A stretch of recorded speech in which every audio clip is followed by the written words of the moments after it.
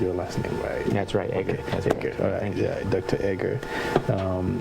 Kind of introduce you to the community, and now we'll talk about your school, but we also want to talk about a little bit the difference between what differentiates a charter school from a public school or from a private school, because there's still that misunderstanding within our community, and then we'll talk about what you need. Okay. We'll talk about the Colorado Early College system, and then go down to your school, where your school is located. Why did you open it, and then and this was your first year, right? Correct. Yeah. How has it changed? What are some of the difficulties that you've seen? Where the opportunities are, and why community members should come to your school? When we're responding, should I be speaking to the camera? Yes, to the camera. First, we need more lighting for this background. Yeah, I increase the lighting here. And that's fine.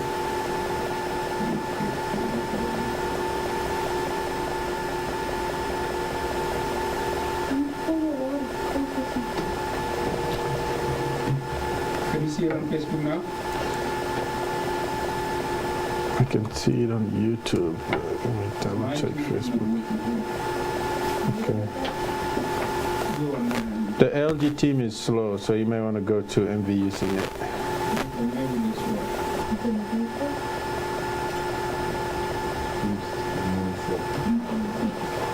You start and end. I don't know what's going on. You will start and end. I stopped it. You stop, okay. Where were you? Facebook? On Facebook, yeah. You have a high profile guest. I will make sure I watch you. Oh man, don't put that pressure on me, sir. Let's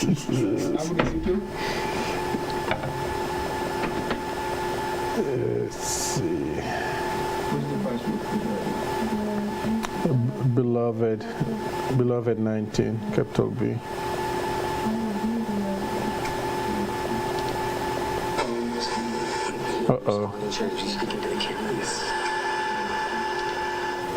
Even the sound is on, so.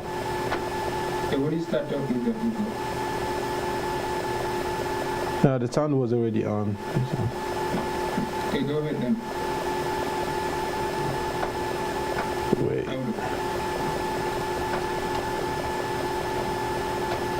Can we end this one and start another one? One, go. All right, good morning everyone. Thank you once again for joining us. It is Monday, June 7th, and we are here for another episode of your weekly show, the ALG Weekly. Right, it is 11:50, and we are here today. As I say, the weekly show is the ALG Weekly is a weekly show that we bring to you every Monday at this exact time, and we bring you community members, we bring you community leaders, we bring you people who work within our community and are doing great jobs, and also have resources to offer to our community. And every show is a great show, and today is no difference. We have another great guest with us today, Dr. J. Egger. Hello, Amadou. How are you, sir? I'm doing great. How are you? I'm doing very well. Thank you for having me here at ALG, and I'm looking forward to a great conversation today. Great. Well, thank you for being with us. Yeah. Thank you. Yeah. And we missed you guys last Monday. We hope everybody had a great Memorial Day weekend. Yes, we were off, but we are now here with Dr. J. Egger, and as you can see, if you're following us from Facebook and YouTube, the theme of the day today, we are discussing education, right?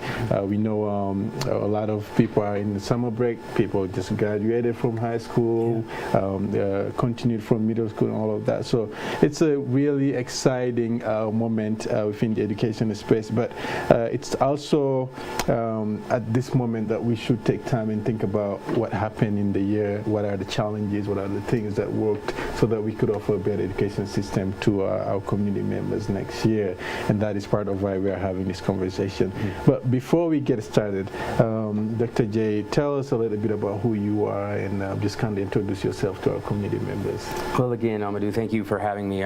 It's a pleasure to be speaking in front of the African Leadership Group today. I am Dr. Egger. I'm the head of school for Colorado Early Colleges Inverness, which is a local charter school here in Douglas County.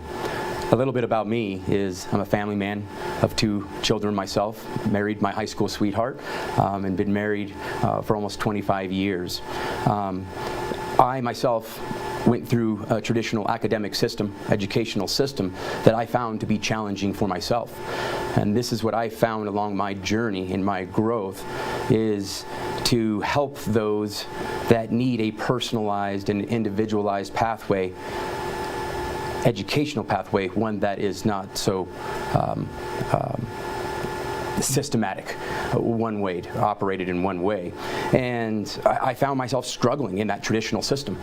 And my lifelong pursuit is, again, to provide those opportunities to students that need an individualized, personalized pathway that is customized to them in their journey. So that has been my start and my passion, to where it led me as a university professor for over 12 years. I was also an academic dean, also a department chair within the college system, and I found myself wanting to help and provide these opportunities to high school students, and this is where I became the head of school for Colorado Early Colleges Inverness, and where I'm now the head of school, and love the school and the opportunities that we were providing our community and our students. Well, that's great. Thank you for the great work that you've done for the community, and also congratulations on that position and being the head of school.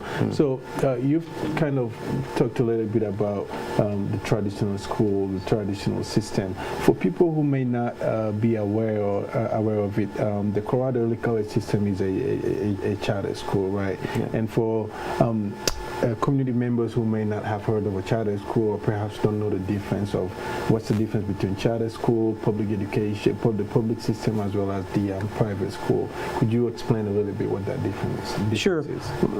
Colorado Early Colleges is a public charter school. We have been operating in Colorado since 2007. And we have grown to 6 high schools and 3 middle schools. And we are publicly funded by the Colorado Department of Education. We do not deny enrollment to any student or any family. We are also authorized by the Colorado Charter School Institute, which is a mediator, excuse me, I'm having a hard time with that word, a mediator between us and the Colorado Department of Education. What makes us different in the sense that we provide pathways to students that are looking to enter college, and those that want to enter the workforce. And so we have career pathways to where students are earning college credit and associate's degrees that are personalized into their passions and background at no cost to them. So we have students, nearly 70% of our students earning associate's degrees in their chosen academic pathway at no cost to them or their families. What we also understand is that there's nearly 50% of students that don't go to college, that they in fact need career credentials to help them into the industry that they're going to after high school. And we are very, very proud of our career pathways that we offer students. So if you can imagine, we have students in our college pathways that are earning degrees in science, in engineering, in business, and then we have students earning certificates that are recognizable, that are vigorous, that are identifiable with industry. And we have those that are working in electricians, we have plumbers, we have x-ray technicians. And we have these students that have these passion and these goals, and our charter school allows those opportunities for those students to pursue those. We remove those barriers. We open up every opportunity to make sure that our students are academically succeeding, that we are giving them the social and emotional support that they need, that we are giving them the college and career readiness that they need, and we believe in diversity, equity, making sure that our education is equitable and has everybody's able to access that type of education system. So that's what we're able to do. Within the early college model, if you can imagine, our students are earning, in addition to their high school diploma, like I mentioned, are also earning associate's degrees, 60 plus college credits, or an industry-recognized certificate. That's what we're able to do for our student base, and we're seeing great success where we have a 1,200% growth rate since our inception in 2007 because of that personalized, individualized pathway. And so for people who may be asking, because as you said, the public charter schools are funded through the Colorado Department of Education. Correct. Is there a way to duplicate, or what is the best way to duplicate the work that Colorado Early College is doing and make sure that it is accessible to everybody? We need to it's all about relationships and inviting our community members and having conversations with such great community members as the ALG. As a new school for us, at Colorado Early Colleges Inverness, it's important for us to making sure that we make these connections to all of our stakeholders and community members to offer them these great things that our students are doing and are able to accomplish, and providing a new educational system and pathway that they may not be familiar with. It's an obligation that we have as school leadership to making sure we communicate that and that we build these relationships with our communities to inform families that every student has these type of opportunities to pursue what they're passionate about, so they too can go, once they graduate, make a positive impact within their communities, and that's what we strive to do. And so let's talk a little bit about how the importance of, first of all, of offering that kind of program, offering that kind of curriculum, and giving these students the ability to pursue something that they are really passionate on. And that's something that perhaps the public school system doesn't offer. Why is it important, first of all, to offer that? And so, because the problem perhaps with a generalized system is it's a one solution fit all problem, when we have different people are passionate about different things, different people want to pursue different things. Yes. So how are you guys able to offer that, right, and make sure that you have everything that is necessary, from the personnel to having the materials, and make sure that people are really getting not only their high school diploma but their certificates, and getting the knowledge and the skills that they need? Yeah. Inclusivity, engagement is important. We also believe that education must have a purpose, that when students come into Colorado Early Colleges, they're not just coming into a school that doesn't provide purpose or direction or vigorous or realistic, relevant educational material. We strive to making sure every single one of our students are getting that type of material. We refrain from the lecture-based approach to education, the siloed approach, where students may come in typically to a classroom and get lectured to. And then they are given a test, and that test determines whether or not they are successful or smart. We believe that students have a voice, and they must hear this. We, as educators, must make them, one, feel confident, and that their voice does matter, and that they have a voice, because at Colorado Early Colleges, in the model of delivery that we offer, students have the ability to explore. What I mean by that, if you can, an example, and I'll use one student example that believed that geometry didn't fit into his career pathway. It wasn't relevant. We made that curriculum relevant by meeting the objectives and standards through an individualized approach that allowed that student to pursue a geometry project based around construction, that totally recreated the learning system for that student, where it became relevant. Our students have the ability to have a voice and to pursue solutions to 21st century complexities. If we can ask for their voices, students are amazing, and what they can do and what they can solve and how they critically think is amazing. Again, it's our obligation to offer that and ask that from our students to make that environment safe for them. Yeah. And let's talk about that voice, because one of the things that we believe here at the African Leadership Group, and I think one thing that perhaps may be important for us to talk about is that ALG is a pro-choice organization when it comes to education, and part of that is we believe that if you're not at the table, you are on the menu, and having that voice, not only is it important for the students to have their voice, but also for the parents to have their input. What is some of the work that the CECA system has done to make sure that the voices of the parents are heard for within their kids' education? The inclusion of parents is probably one of the most important pillars that a school must take upon. The voices of its community, and those parents must have a say in the development of that school and how it's guided, how it's managed, in sense of having a say, having a voice within the community, within the structure, within the vision, within the goals that we have created. It is absolutely critical that we embed ourselves and we immerse ourselves with our community members so they feel heard.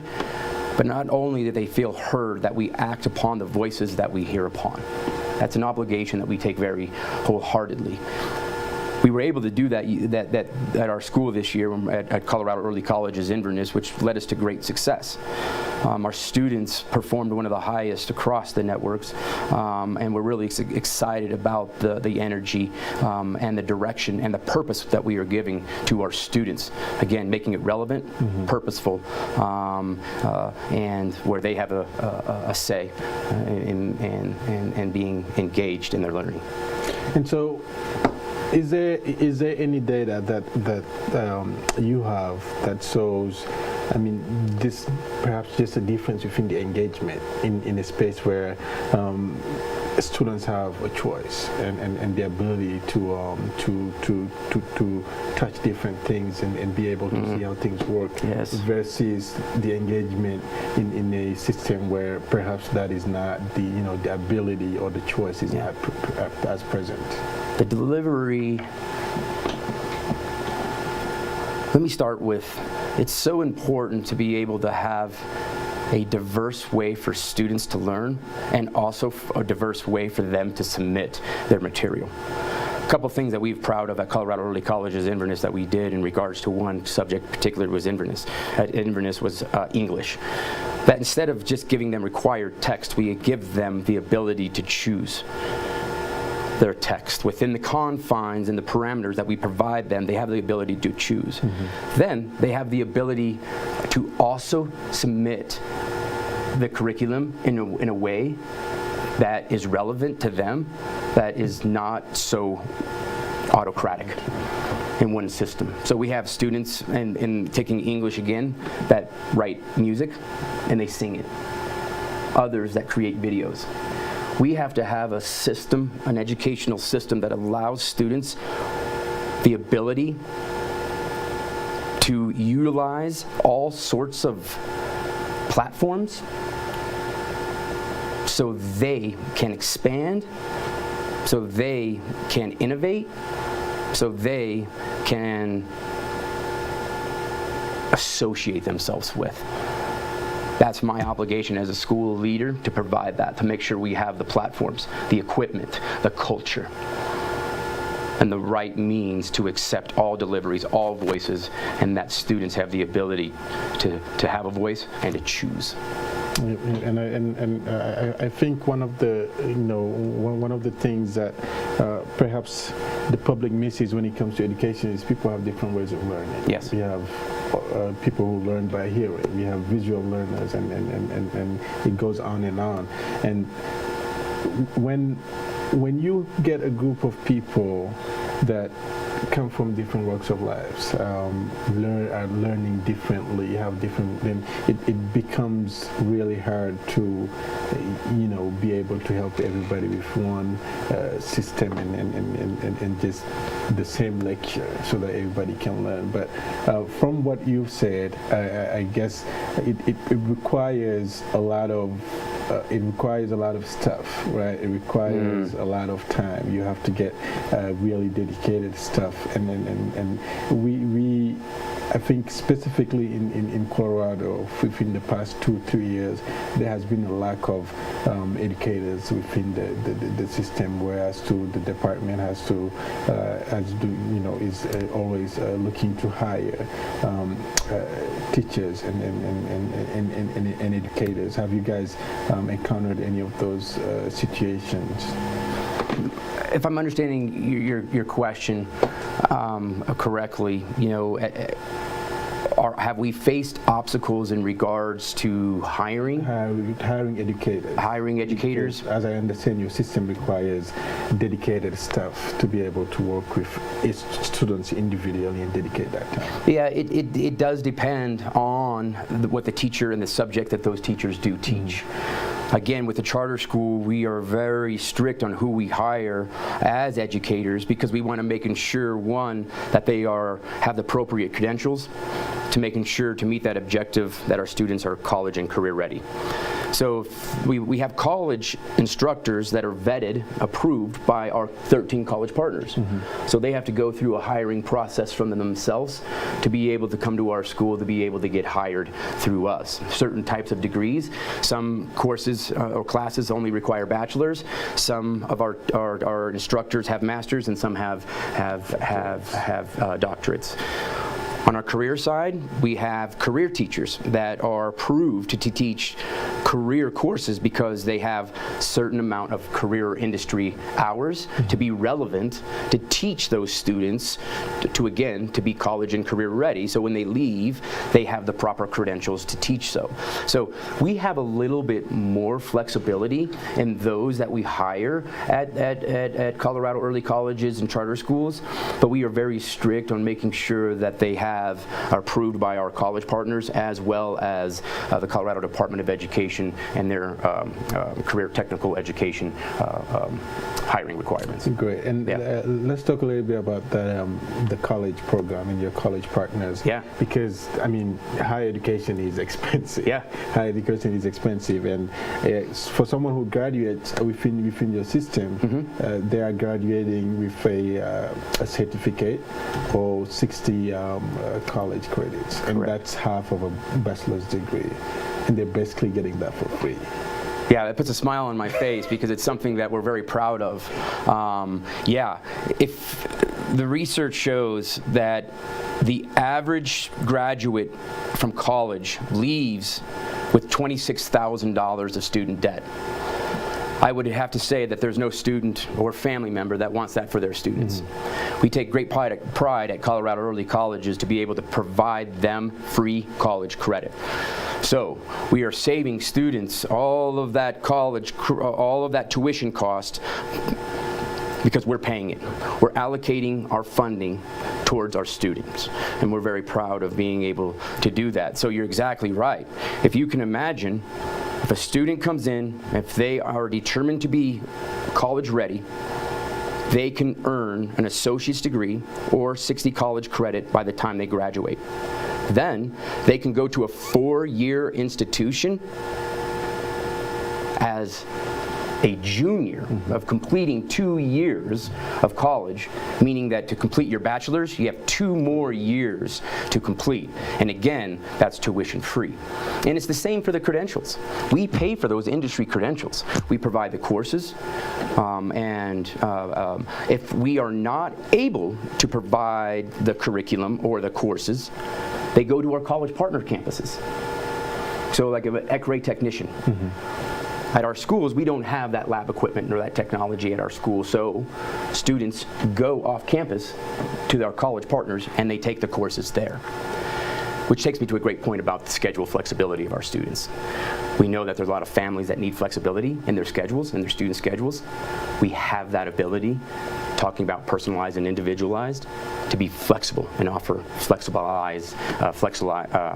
schedules to our families and students. Yeah, and I think those are great points, especially in our community, right? Yeah. Because you know, in most immigrant communities, the students find themselves having to work, Yep. right? Yep. Even when they're in high school, or having to babysit for their parents, and so having that flexibility, but also how just having that thing removed. And not only do you go to college as a junior, but you've had the time to you know, perhaps decide what your major is, because a lot of things that what we find is it takes most college students in the U.S. 6 years to graduate. There's only about, I think, 20% nationally that graduate within those 4 years, and so to provide students with those 4 years of high school to be able to experiment and know exactly what that major is and what it is that they want to do. I think that is a great point. It should be, and I can imagine of it being a great sell point and a great recruiting point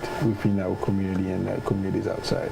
It is. You know, if you can imagine, again, we want our students to have the ability to explore what they're passionate about, and if they don't know what they're passionate about, we have that ability and those tools to help find what that passion is. And so another example is we thought for this year we had a student that wanted to be a doctor, and they were going down the college pathway to become a doctor, and when we started to get them into those higher level biology classes, they realized that's not what I thought it was. But what a great opportunity, as you mentioned, Amadou, that in high school you have that ability to explore and to investigate what you're passionate about and really find it in. And if you don't know what it is, we have the tools and the ability to help you learn and to explore and to find those strengths. Because we believe in making sure that we exude those strengths from our students that come to our school. That's great. That's great. And yes, if you're joining us, thank you once again for joining us. This is your weekly show, the ALG Weekly, and today we have Dr. J. Edgar, and we are talking about education. As you guys know, it is summertime for students, but it's also a time for parents and community members to reflect on the past year and make sure that you know, we talk about the things that have worked, the challenges that we faced within the past year, and think about better ways to offer a better system, a better education system to our communities and to our kids. And so let's talk a little bit about your school, the Colorado Early College Inverness, yes. Right? This was your first year. Yeah. Within COVID, it must have been quite something to start a brand new school amid the COVID pandemic. I'm so proud of our students and our faculty and staff of what we did of entering a brand new building in such an unprecedented time. And we achieved great things during our first inaugural year. And I would invite all of your community members to please come and visit the beautiful building that we have that's been completely remodeled to making sure, again, that we're having a place that is relevant in meeting the demands and of the 21st century workforce and college students. So we're really proud of being able to do that. With that being said, we completed the entire year except for 3 weeks on campus. Oh, wow. And we were proud of that. Our average grade for our entire student community was 88. Our absent rate was less than 0.5%, meaning students were coming to school. They're not ditching because they're really excited about our exploratory learning model, which I hope that we can talk about here in a second as well.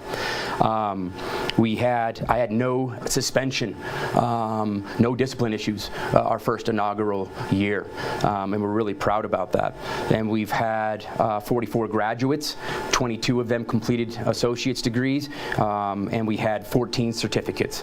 So we've achieved some really wonderful things in this tough and challenging year, and still hold true to our purpose of making sure that our students are academically succeeding and socially, emotionally growing.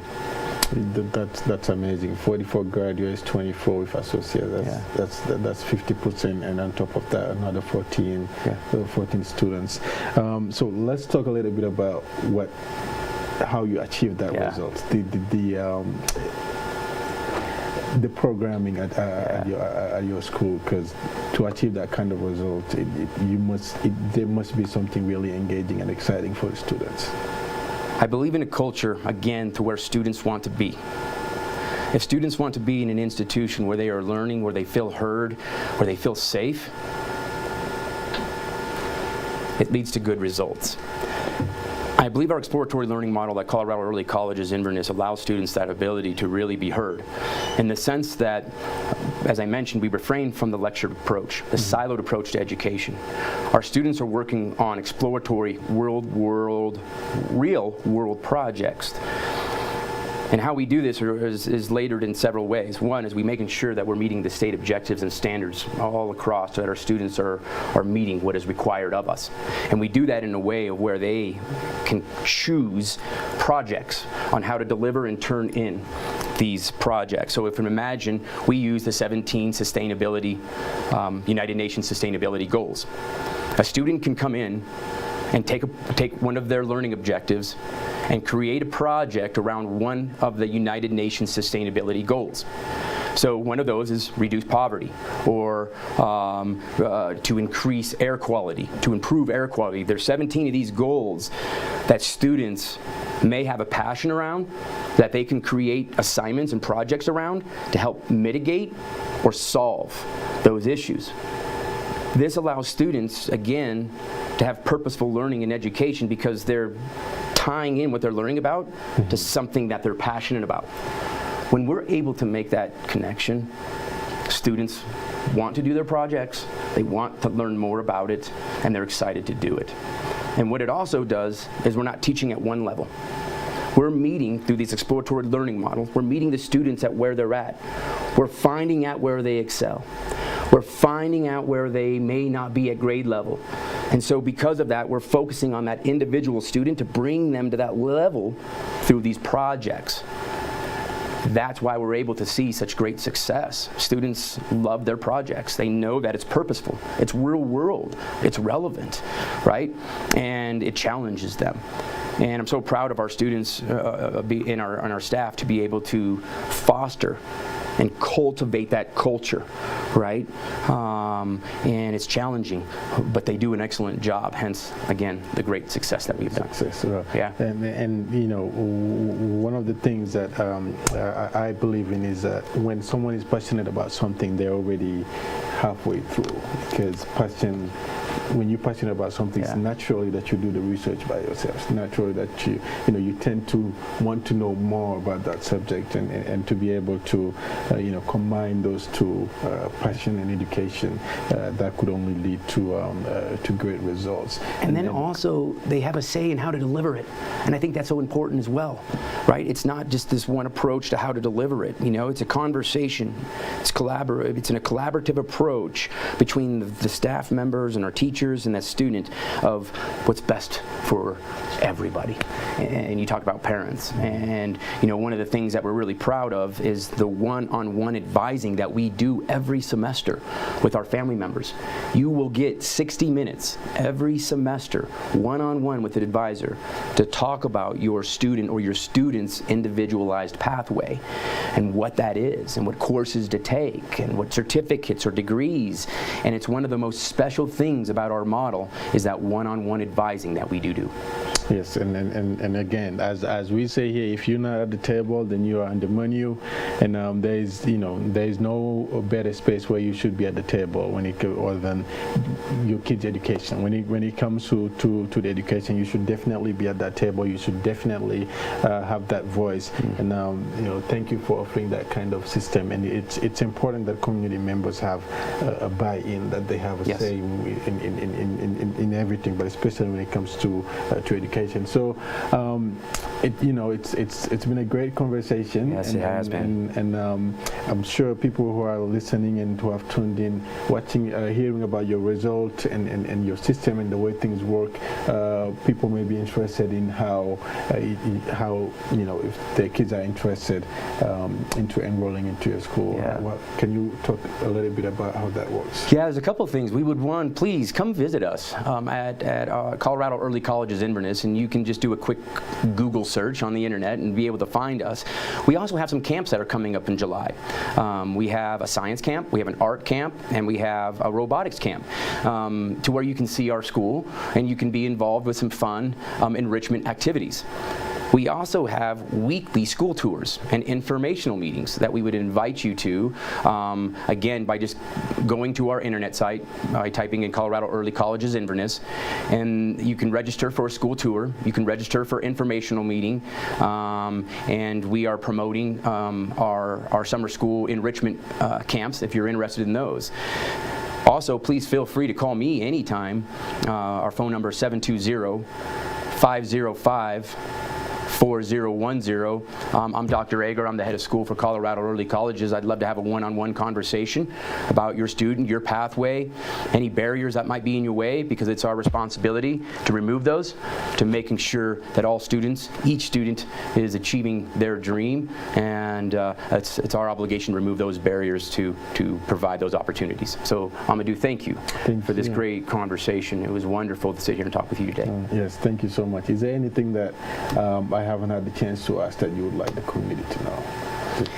No, I would encourage you to, again, to learn more about the Colorado Early College system, and learning about all the different types of options that are available to you. We have online, we have homeschool, we have, like I mentioned, career pathways, we have college pathways, and really those pathways, your student is able to pursue an individualized degree or certificates. And we invite you to come look at our building because it's filled with state-of-the-art equipment. We have state-of-the-art labs, facilities. We provide free transportation, bus transportation, and we provide breakfast and lunch that is all freshly prepared in our scratch kitchen that is cooked for breakfast and for lunch as well. So we're really proud about the facility that we have, and we hope that we are meeting the needs of those students that don't find the traditional system to benefit them. Great, and thank you so much. And if you've ever wondered about why the African Leadership Group is a pro-choice when it comes to education, this is why. Because we know that within our communities, and we know that just people have different ways of learning, and people are passionate about different things, and for them to be able to pursue those passions and have the ability to see if what they think they want to do is really that thing that they want to do, they have to be able to be in spaces that offer that ability and gives them that opportunity, and whichever system does that is the best, should be the best system for your kids. And we believe in our parents having the choice and having their voice and being able to make that decision for themselves and being able to choose what the best education system is for their kids, but also for kids and students within our community to have that ability to know what it is that they're passionate about, and to be able to pursue that and decide what the best way or what the best system is for them to pursue that. This was a great conversation. Thank you once again for joining us. And yeah, so for our upcoming events here at the African Leadership Group, we have our free monthly legal clinic on August 21st. That is Monday, August 21st, and then on Tuesday, August 22nd, we'll have our public speaking graduation class. Another public speaking is yet again graduating, so another class, other community members that have went through the public speaking class and ready to become leaders, and as we said earlier, be at that table and be able to have that voice and be the voice of the community. On Wednesday, June 23rd, we will also have a home ownership. This is a home ownership open house. Our home ownership committee will be here at the African Leadership Group Center from 9 a.m. to 5 p.m. We'll have creditors, so people who can help you fix your credit or build your credit. We'll have lenders from different banks, and we'll have realtors. So if anywhere from just starting with your credit to building a credit to maybe repairing your credit all the way to getting the keys to your house, it's a one-stop thing where you can get everything that you need to help you become a homeowner. Because as you know, we believe in in having more homeowners within our community, because that's a buy-in. We believe that homeownership is a part of building that generational wealth, and as immigrants, that's one step further into our integration. And as you know, our mission here is to help facilitate the professional integration, but also social and economic integration of the African immigrants. And so with that being said, that will be all for today. We'll see you next Monday with another great guest. And so thank you so much. See you next week for another episode of your weekly show, the ALG Weekly. Thank you and have a great day.